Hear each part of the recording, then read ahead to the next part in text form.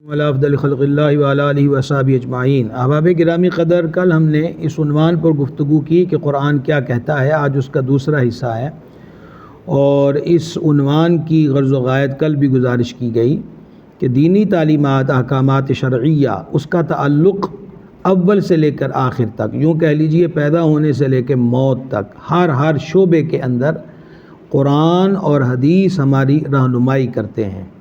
ہمارے یہاں پر ہنسی کھیل کے اندر یا ایک عداوت کے اندر یا خاص ایجنڈے کے اندر قرآنی احکامات کا مذاق اڑایا جاتا ہے۔ مثال کے طور پہ آپ دیکھیں، حوروں کے متعلقہ دیکھ لیجئے، کیسے کیسے اس کے بارے میں لطیفے بنائے جاتے ہیں، آپس میں بیٹھ کے مذاق بنایا جاتا ہے۔ پھر حوروں کو کوئی مولویوں کی عطا کردہ چیز قرار دیا جاتا ہے کہ مولانا لوگوں نے جناب حوریں مقرر کی ہوئی ہیں۔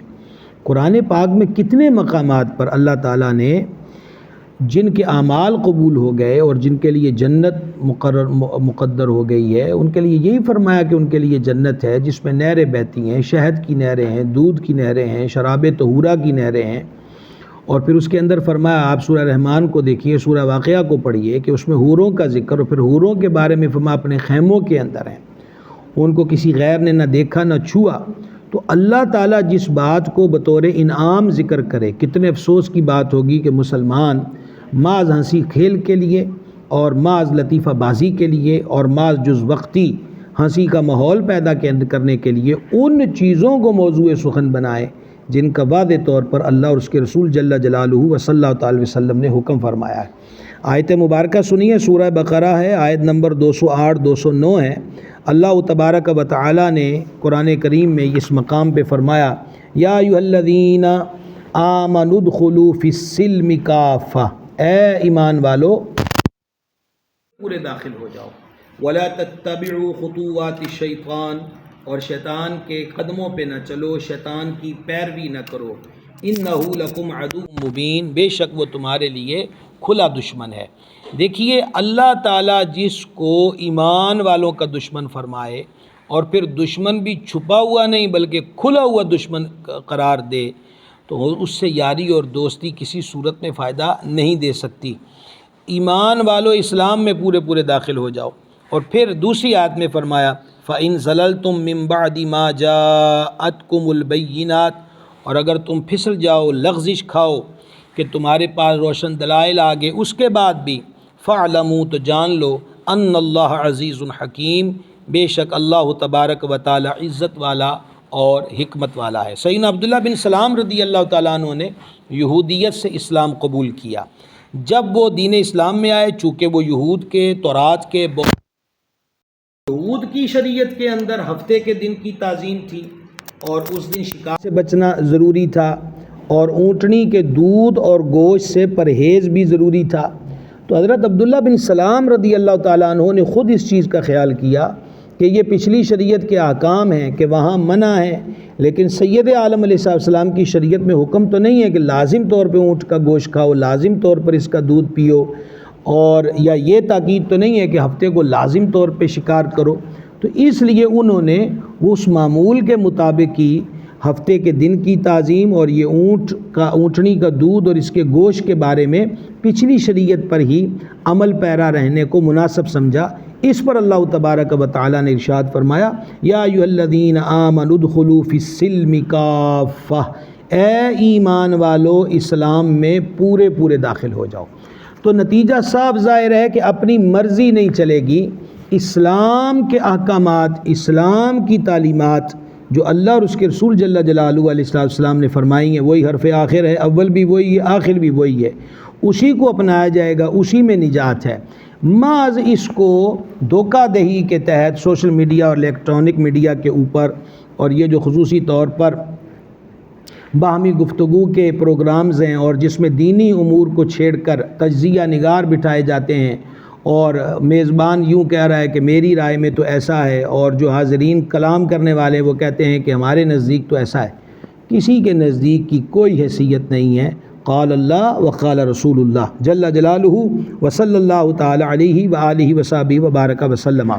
یہی بات ہمیں ایسے لوگوں کے لیے قرآن کیا فرماتا ہے، بڑے غور کے ساتھ اس کو سماعت کیجئے گا۔ چھٹا پارہ سورہ مائدہ ہے، اس کی آیت نمبر 57 اور 58 ہے۔ رب تعالیٰ نے ارشاد فرمایا یا ایھا الذین آمنوا، اے ایمان والو، لا تتخذوا الذین اتخذوا دینکم ہزوا، ان لوگوں کو ہرگز طور پر اپنا دوست نہ بناؤ کہ جنہوں نے تمہارے دین کو مذاق اور کھیل بنا لیا ہے، ان کافروں کو اپنا دوست نہ بناؤ۔ دینکم ہزوا ولعبا من الذین اوتوا الکتاب من قبلکم والکفار، اے ایمان والو، جن لوگوں کو تم سے پہلے کتاب دی گئی ان میں سے جن لوگوں نے تمہارے دین کو مذاق اور کھیل بنا لیا ہے، انہیں اور کافروں کو اپنا دوست نہ بناؤ۔ اور ساتھ کتنی خوب تاکید اس کے اندر فرمائی، واتقوا اللہ، اللہ سے ڈرو، ان کنتم مؤمنین، اگر تم ایمان والے ہو۔ اب یہ جو کتاب والے یا کفار یا منافقین، یہ کون سا مذاق کرتے تھے جس کو رب تعالیٰ نے فرمایا ہزوا ولعبا، مذاق اور کھیل بناتے ہیں دین کو؟ اللہ تعالیٰ نے اس سے اگلی آیت میں اس چیز کو واضح فرمایا، وَإِذَا نَادَيْتُمْ إِلَى الصَّلَاةِ اتَّخَذُوهَا هُزُوًا، کہ جب تم پکارتے ہو، یعنی جب تم اذان دیتے ہو نماز کے لیے، تو اس اذان کو ہنسی مذاق بنا لیتے ہیں۔ اللہ اکبر کبیرہ۔ اور سبب کیا بیان کیا؟ فرمایا ذَلِكَ بِأَنَّهُمْ قَوْمٌ لَا يَعْقِلُونَ، اس لیے کہ وہ بالکل بے عقل لوگ ہیں۔ ایک اذان کو مذاق بنایا گیا تو اللہ تبارک و تعالیٰ نے یہ حکم سورہ مائدہ کے اندر بیان کیا، اور ہمیں ہے یا ایھا الذین آمنوا، خطاب ایمان والوں سے ہے کہ ایسے لوگوں کو دوست نہ بناؤ جو تمہارے دین کا مذاق بناتے ہیں، جو شریعت مطہرہ کے احکامات کو معاذ اللہ کھیل کود اور جسٹ انجوائمنٹ قرار دیتے ہیں کہ جس کا جو دل چاہے وہ اس پر اپنے کومنٹس دے۔ ہمیں حکم یہ ہے کہ ان کو کسی صورت بھی دوست نہ بناؤ۔ یا ایھا الذین آمنوا شروع میں فرما دیا، اور یہ سارا حکم بیان کر کے اینڈ پر پھر فرما دیا واتقوا اللہ، اللہ سے ڈرو، ان کنتم مؤمنین، اگر تم ایمان والے ہو۔ تو اذان کا مذاق، شریعت مطہرہ کے معاملات کا مذاق۔ اب آپ دیکھیں کتنے لوگ ہیں کہ جو داڑھی شریف کے بارے میں تبصرے کرتے ہیں، داڑھی کا مذاق اڑاتے ہیں اور اس کے اوپر کیا کیا کچھ کرتے ہیں۔ ابھی یہ ایک معاملہ ہوا ہے ایک تعلیمی ادارے کا، تو وہاں پر یہ ہوا کہ ایک سرکاری سطح کا مطلب کہ عہدے دار ہے، اس نے داڑھی شریف رکھی ہوئی ہے، اور ایک تعلیمی ادارے کا کوئی ذمہ دار تھا، وہ غیر مسلم تھا، تو باقاعدہ اس کی تصویر اور غیر مسلم کی تصویر کو لگا کر پوری عبارتیں بنا کر کے ایک داڑھی والے نے یوں کر دیا۔ آپ اندازہ کیجئے کہ ہم کن باتوں کا حصہ بن رہے ہیں۔ کیا داڑھی شریف نے اس کو غلط بات کی ترغیب دی ہے؟ اگر کوئی پگڑی باندھ کر غلطی کرتا ہے تو کیا پگڑی نے اس کو اجازت دی یا ترغیب دی کہ وہ برائی کرے؟ اگر کوئی نماز پڑھ کر کوتاہیوں کا ارتکاب کرتا ہے تو کیا اس کی نماز معاذ اللہ اس کو برائیوں کی طرف لے کے جاتی ہے؟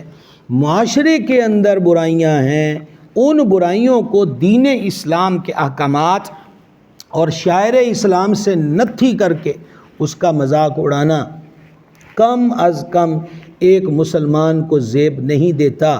مذاق نہ بنائیے، کہیں ایسا نہ ہو کہ آخرت کے دن میں مذاق بنانے والوں کا اپنا ہی مذاق بن جائے۔ پھر آگے بڑھیے، او جی قرآن پاک تو مولوی بتاتے ہی نہیں ہیں، یہ تو دنیا پہ راج کرنے کے لیے بنا ہوا ہے، اور پھر یہ تو استنجا وضو سکھا رہے ہیں، یہ تو کپڑے شپڑوں کی بات کر رہے ہیں۔ تو بھائی جو بات اللہ تعالیٰ بیان فرما رہا، خالق بھی وہ، مالک بھی وہ، رازق بھی وہ، اور اسی کے حکم و اجازت سے جنت کے داخلے ملیں گے، نجات اس کے کرم پر موقوف ہے، تو اس کے تمام احکامات جو ہیں اس کے آگے سر تسلیم خم کیا جائے گا۔ آئیے ایک اور آیت مبارکہ سنیے، یہی 7واں پارہ سورہ مائدہ، اس کی آیت نمبر 90 اور 91 ہے۔ اللہ تبارک و تعالیٰ نے ارشاد فرمایا یا ایھا الذین آمنوا، اے ایمان والو، انما الخمر، بے شک شراب، والمیسر، اور جوا، والانصاب، اور بت۔ شراب کی بھی آپ کو سمجھ ہے اور جوئے کی بھی سمجھ ہے۔ انصاب بت یہاں سے کون سے مراد ہیں؟ مفسرین نے بیان کیا کہ وہ بت کہ جن کے پاس ایسے یہ پتھر خاص ہوتے تھے کہ جو بتوں کے آگے جانوروں کو بلی چڑھایا جاتا تھا، ان کی قربانی دی جاتی تھی۔ تو انما الخمر ایک فرمایا شراب، والمیسر اور جوا، والانصاب اور بت، والازلام اور قسمت معلوم کرنے کے تیر۔ مکہ شریف میں یعنی بیت اللہ شریف کے اندر جو بت تھے وہاں پجاری بیٹھے ہوئے تھے بتوں کے، ان کے پاس خاص قسم کے 3 تیر ہوتے تھے، ایک تیر پہ ہاں لکھا ہوتا تھا، ایک پہ نہ، یس نو، اور ایک پر کچھ بھی نہیں لکھا ہوتا تھا۔ کسی نے تجارت کرنی، سفر کرنا ہے، کوئی کام کرنا ہے تو وہ اس پجاری کے پاس آتا، اس کو فیس پے کرتا اور اس کو کہتا کہ حساب لگاؤ جناب، دیکھو کہ سفر کروں کہ نہ کروں، کاروبار کروں کہ نہ کروں۔ تو انہوں نے ایک مخصوص لکیر کھینچی ہوئی تھی جہاں پر ان 3 تیروں کو پھینکا جاتا، اور پھر جو وہ اس حد تک پہنچتا تھا اس کو اٹھا کے دیکھتے، ہاں ہے تو ہاں ہے، نہ ہے تو نہ ہے، اور اگر یہ نہ ہاں نہ نہ بالکل خاموشی ہوتی تو پھر ٹرائی کی جاتی یہاں تک کہ کوئی نتیجہ نکل جاتا۔ تو یہ ہے والازلام۔ اے ایمان والو، شراب، جوا اور بت اور والازلام، یہ قسمت معلوم کرنے کے تیر، رجس من عمل الشیطان، ناپاک ہیں، شیطان کے کام ہیں۔ یہ تیر وغیرہ یہ سب ناپاک ہیں اور شیطانی کام ہی ہیں۔ فاجتنبوہ، ان سے بچتے رہو، لعلکم تفلحون، تاکہ تم فلاح پا جاؤ۔ انما یرید الشیطان، شیطان یہ چاہتا ہے، ان یوقع بینکم العداوۃ والبغضاء، کہ شیطان یہ چاہتا ہے کہ وہ تمہارے درمیان، بات ایمان والوں سے ہو رہی، تمہارے درمیان دشمنی، بغض اور کینہ پیدا کر دے۔ کس چیز سے؟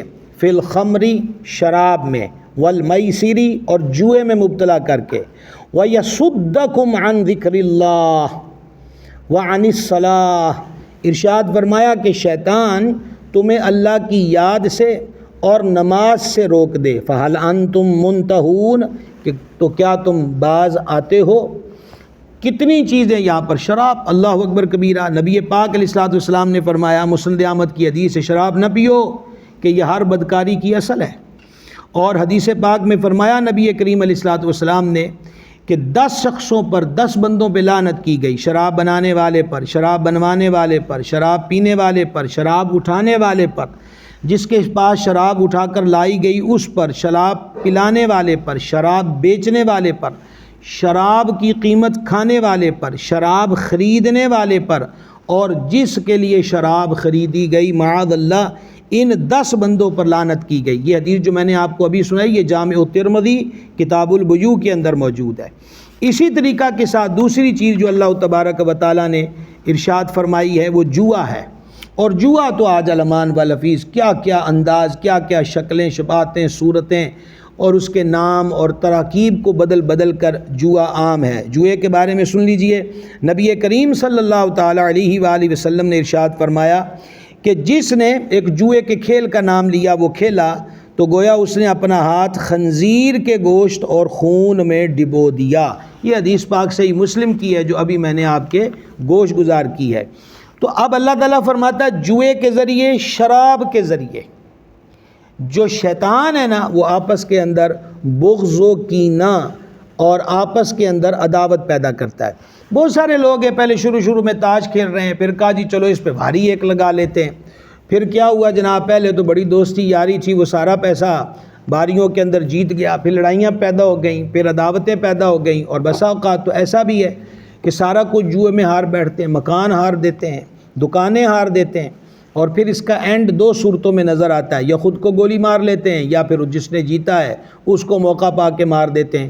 تو ان خطرات سے رب العزت نے پہلے آگاہ کر دیا، اس کی کنڈیشن کیا ہے، کیفیت کیا ہے، حرام اور پلید ہے، اور اس کے نقصان کیا ہیں، وہ تمہارے درمیان بغض، کینہ اور عداوت پیدا کرتا ہے۔ اور پھر یہ دیکھیں اللہ تبارک و تعالیٰ نے ارشاد فرمایا وَيَصُدَّكُمْ عَنْ ذِكْرِ اللَّهِ، یہ شیطان جو ہے ان کاموں کے ذریعے جہاں باہمی عداوت پیدا کرتا ہے وہاں تمہیں اللہ کی یاد سے بھی روکتا ہے، وَعَنِ الصَّلَاةِ، اور نماز سے بھی روکتا ہے۔ کتنے لوگ ہیں، اب تو سننے میں یہ آتا ہے کہ موبائلوں پر آن لائن جو ہے وہ ایک دوسرے کے ساتھ لوگ گیمیں کھیلتے ہیں، جوا لگا کر، تاش کھیلی جا رہی ہے، کرکٹ کھیلی جا رہی ہے، نماز کا وقت جا رہا ہے، آدھا سپارہ پڑھتے ہیں، جمائیاں آتی ہیں، گڑائیاں آتی ہیں، طبیعت میں سستی آتی ہے، 2 3 گھنٹے موبائل کی اسکرین پہ لگے ہیں، نہ آنکھ جھپکتے ہیں، نہ کمر میں درد ہے، نہ قلب میں بے چینی ہے، بلکہ اپنے آپ کو فریش محسوس کرتے ہیں۔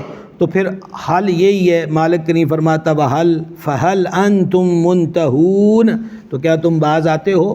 جب یہ آیت مبارکہ صحابہ کرام علیہ مردوان نے سنی تھی تو سب سر جھکا کے کہتے ہیں مالک ہم تو تیرے حکم پر عمل کرنے والے لوگ ہیں، اللہ تعالیٰ سمجھ عطا فرمائے، اللہ رب العزت ہمیں عمل کی توفیق عطا فرمائے۔ یہ جوا جو ہے مختلف صورتیں بدل بدل کر ہمارے ہاں کھیلا جاتا ہے، اس کی مختلف صورتیں ہیں۔ خدا کے لیے نوجوانوں سے التماس ہے شارٹ کٹ راستے مت ڈھونڈیں، محنت کا راستہ اختیار کریں۔ یہ جو حدیث میں فرمایا گیا کہ جو کسب کرنے والا نا، کسب حلال، کوشش کرنے والا، وہ اللہ کا دوست ہے، اللہ کا پیارا ہے۔ کسب کو اختیار کیا جائے، ہاتھوں کی کمائی جو ہوتی ہے یہ بڑی اللہ تعالیٰ کے ہاں پسند ہے، اس میں آر نہ سمجھی جائے کہ کام چھوٹا ہے کہ بڑا ہے، یہ شکر ادا کیا جائے کہ اگر وہ حلال ہے اور اپنے پاس پہننے کو کھانے کو جو آ رہا ہے وہ حلال ذریعے کے ساتھ آ رہا ہے۔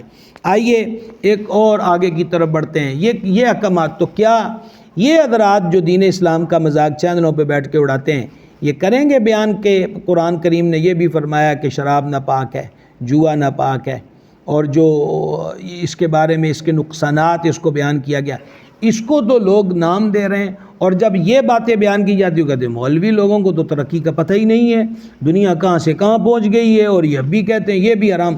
مولوی کے کرنے سے کوئی چیز حرام نہیں ہوتی، حرام حرام ہے، حلال حلال ہے، اور ساری حدود و قیود کا تعین ہو چکا۔ اللہ اور اس کے رسول جل جلالہ صلی اللہ تعالیٰ علیہ وآلہ بارک وسلم نے اسے واضح طور پر بیان کر دیا۔ یہ 9واں پارہ ہے، سورہ انفال کی آیت نمبر 27 اور 28 ہے۔ اللہ رب العزت فرماتا ہے یا ایھا الذین آمنوا، اے ایمان والو، لا تخونوا اللہ والرسول، اللہ اور اس کے رسول سے خیانت نہ کرو، وتخونوا اماناتکم وانتم تعلمون، اور اپنی امانتوں میں خیانت نہ کرو، وَاعْلَمُوا، جان لو، انما اموالکم واولادکم فتنہ، کہ تمہارے مال اور تمہاری اولاد ایک امتحان ہے، وَأَنَّ اللَّهَ عِندَهُ أَجْرٌ عَظِيمٌ، اور یہ بھی یاد رکھو کہ اللہ تبارک و تعالیٰ کے پاس بڑا ثواب ہے۔ پہلی چیز یہ بیان کی گئی کہ اللہ اور اس کے رسول جل جلالہ وصلی اللہ تعالیٰ علیہ وسلم سے خیانت نہ کرو۔ سیدنا عبداللہ ابن عباس رضی اللہ تعالیٰ عنہما اس کی تفسیر میں فرماتے ہیں فرائض چھوڑ دینا اللہ تعالیٰ سے خیانت کرنا ہے، اور سرور عالم صلی اللہ تعالیٰ علیہ وآلہ وسلم کی سنت کو ترک کرنا یہ نبی پاک علیہ السلام سے خیانت کرنا ہے۔ بڑی جامع تفسیر سیدنا عبداللہ ابن عباس رضی اللہ تعالیٰ عنہما نے بیان کی، اور یہ آپ کا قول مبارک جو سیدنا ابن عباس کا میں نے آپ کو سنایا یہ تفسیر خازن کے اندر موجود ہے۔ دوسری چیز یہ بیان فرمائی ہے کہ آپس کے اندر خیانت نہ کرو۔ خیانت کے بارے میں ہم بڑی تفصیل سے گزشتہ سالوں کے سلسلوں میں بات کر چکے ہیں۔ ایک تو سیدھی سیدھی بات ہے، مال دیا اس میں خیانت کی ہے، اس کو کم کر دیا، ضائع کر دیا۔ اس کے علاوہ زندگی کے ہر شعبے میں امانت کو اور دیانت کا تقاضا ہے۔ کسی سے مشورہ لیا جائے تو ہمیں یہ پتہ ہے کہ مشورہ لینے والے کے لیے یہ چیز بہتر ہے، ہمارا تجربہ، ہمارا مشاہدہ ہے، لیکن اندر یہ جلن ہو کہ کہیں یہ ترقی نہ کر جائے اور اسے جان بوجھ کر کوئی اور راستہ بتانا، کوئی اور چیز کے بارے میں اس کو بتا دینا، یہ بھی خیانت ہے۔ اسی طریقہ کے ساتھ کوئی سرکاری ملازم ہو، غیر سرکاری ملازم ہو، کسی بھی شعبہ زندگی سے وابستہ جو لوگ ماہانہ تنخواہ پر مقرر ہیں، ان کی جو ڈیوٹیاں اور ڈیوٹیوں کے تحت ان کے جو تنخواہیں مقرر ہیں، ان اوقات میں ان ذمہ داریوں کو نبھانا ان پر لازم ہے۔ اگر وہ اس سے کنی کترائیں گے تو اتنے معاملات میں اتنے وقت کے لیے وہ خیانت کے مرتکب ہوں گے۔ اب بڑے افسوس کے ساتھ کہنا پڑتا ہے، بڑی بڑی تنخواہیں لوگ لیتے ہیں، وہ بیچاری بیوہ عورت اپنی پینشن مرے ہوئے شوہر کی پینشن کے کاغذات کی تصحیح کے لیے آئے، وہ بھی کسی سے کرایہ مانگ کر، تو صرف اس لیے کہ چائے پانی نہیں دیا، جس کو رشوت کہتے ہیں، تو اس کو کہا بی بی تو پھر آنا، تو پھر آنا، ان کے چکر لگوائے جاتے ہیں، موبائل پکڑ کر بیٹھے ہوئے ہیں، موڈ خراب ہے، اور آئے ہوئے لائن میں لگے ہوئے بیچارے ضرورت مند کو جھٹک دیا، یہ تمہارا کاغذ پورا نہیں، اس کا فلانا سگنیچر کرو، حالانکہ سب چیزیں ہوتی ہیں، لیکن جناب کا موڈ نہیں ہے، جناب اس وقت بہت اہم کام کر رہے ہیں، فیس بک دیکھ رہے ہیں، جناب گیم کھیل رہے ہیں، اور یہ تو آخری مرحلہ آ گیا تھا اور بیچ میں یہ کام والا بندہ آ گیا۔ تو یہ ساری چیزوں کے بارے میں قیامت کے دن سوال ہونا ہے۔ خدا کے لیے اپنے عہدوں کے ساتھ وفا کیجئے۔ سرکاری و غیر سرکاری، فیکٹری میں ملازم ہے، کوئی دکان پر ملازم ہے، کارخانے کے اندر ہے، گودام کے اندر کسی کی ڈیوٹی لگی ہوئی ہے، تو وہ اپنی ڈیوٹی کو نبھائے، اپنی ڈیوٹی کو سر انجام دے۔ اس کی صورت پچھلے دور میں غلام کی صورت تھی، تو غلام کے لیے تو یہ حکم تھا کہ وہ اپنی مرضی سے نفل نہیں پڑھ سکتا، اپنی مرضی کے ساتھ نفلی روزہ نہیں رکھ سکتا اپنے مالک کی اجازت سے۔ ہاں فرائض میں اسے کسی سے اجازت لینے کی ضرورت نہیں ہے۔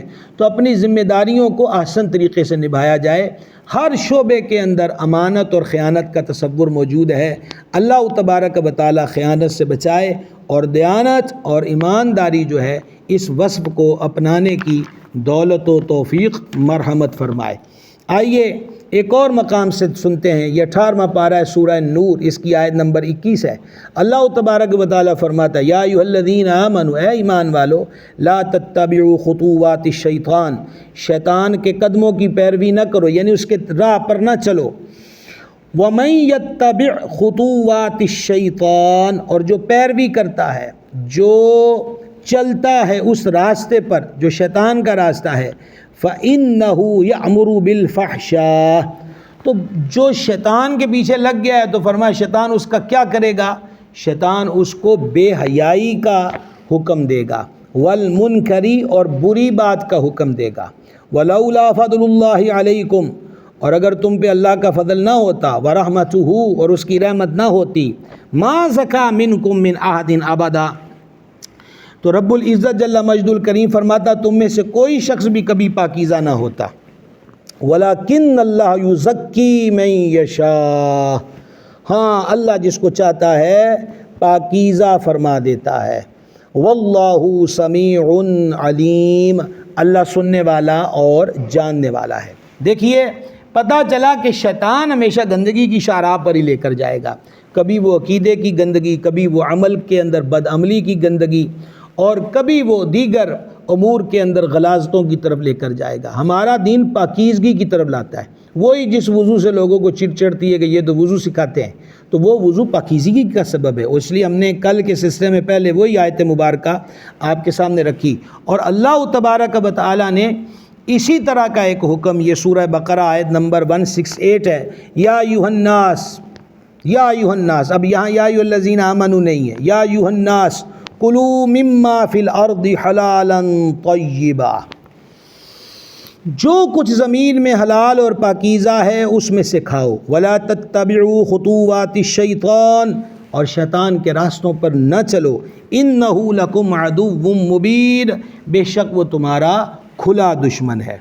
تو پتہ چلا کہ شیطان کا جو راستہ ہے وہ ہم اس پہ غور کریں۔ لکم عدو مبین، بار بار فرما عدو مبین ہے، عدو مبین ہے، دشمن بھی ہے اور کھلا دشمن ہے۔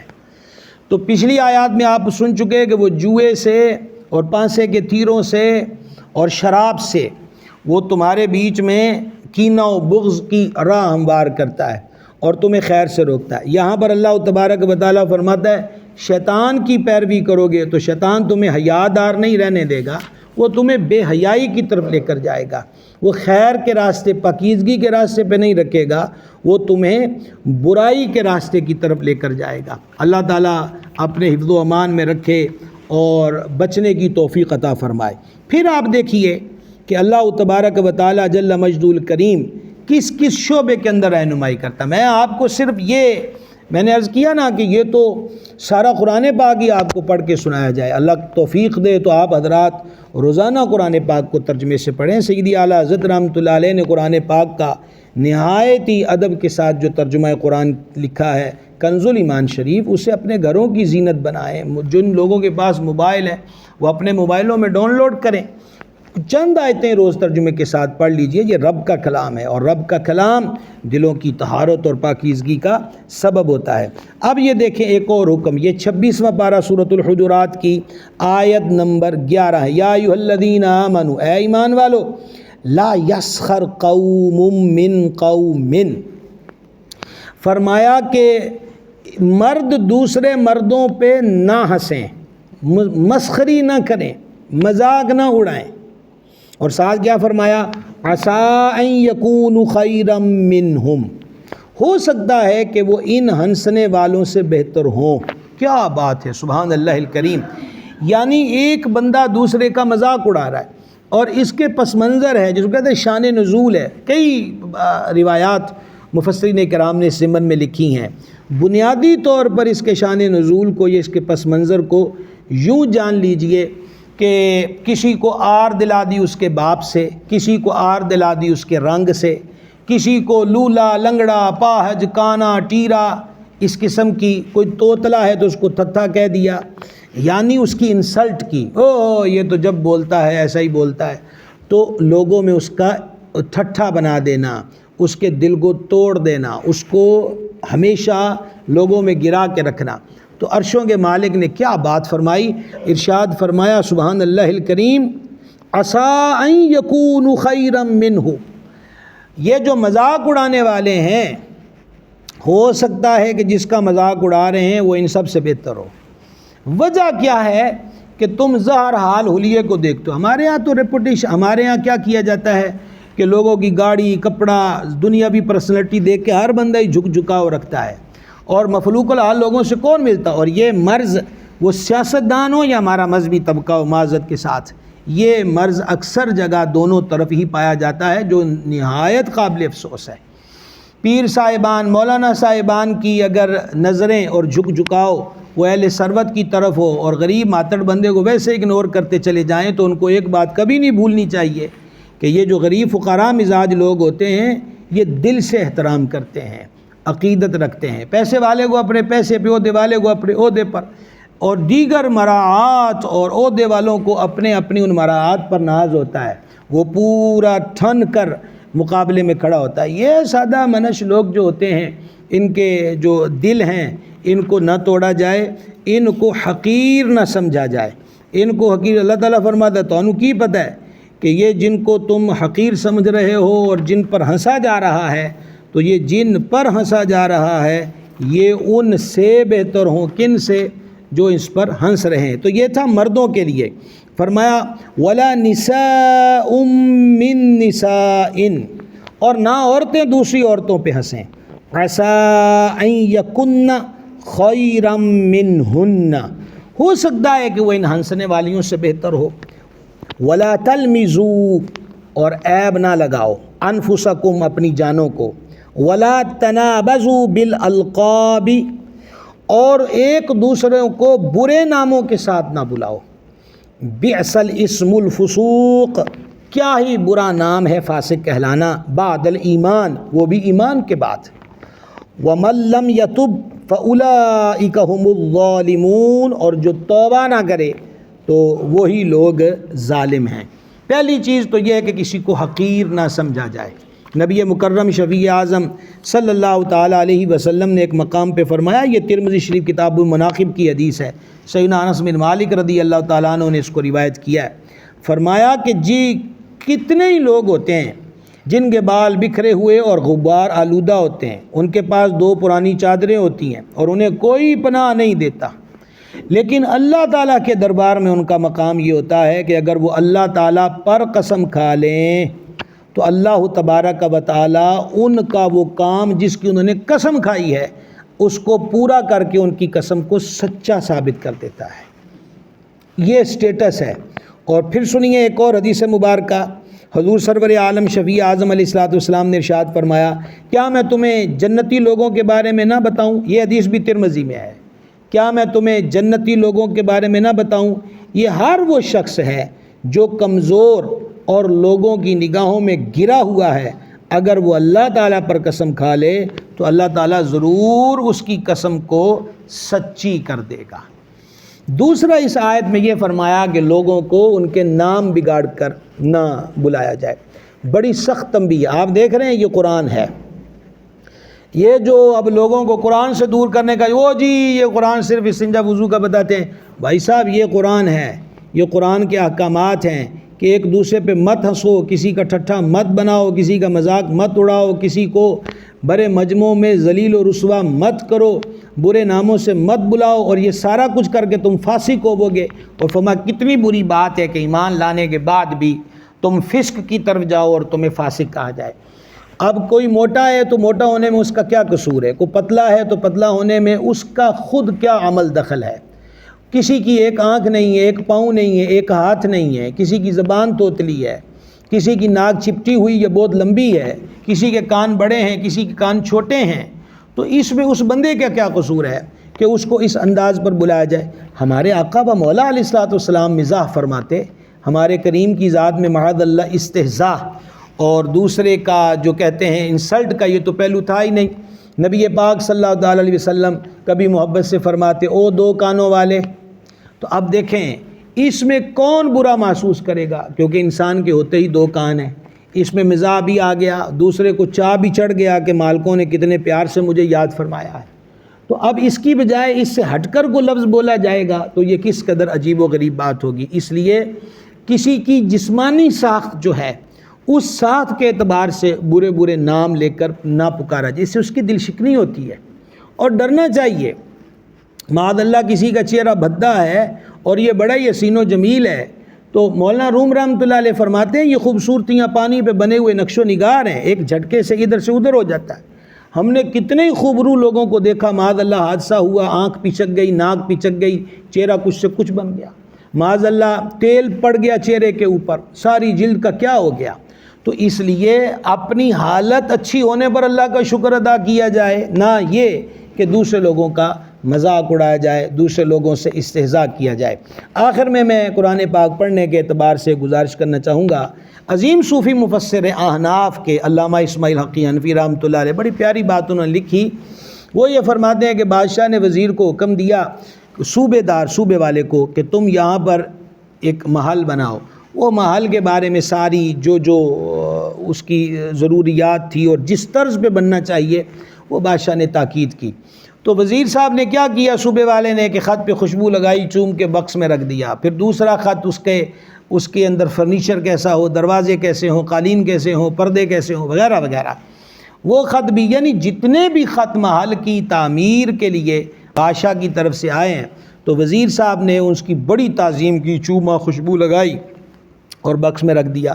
مدتیں گزری تو بادشاہ کو خیال آیا کہ چلیے صوبے کا وزٹ بھی ہو جائے اور محل بھی دیکھ لیں کیسا بنا ہے۔ جب گیا تو جگہ خالی، وزیر کو طلب کیا اور غصے میں آیا کہ تجھے میرے خطوط نہیں ملے؟ کہا ملے ہیں جی۔ پڑھے نہیں ہیں؟ کہا پڑھے ہیں جی۔ بادشاہ اور غصے میں آ گیا، پڑھ کر تو نے کیا کیا؟ اس نے کہا میں نے وہ کیا جو کر ہی نہیں کوئی سکتا۔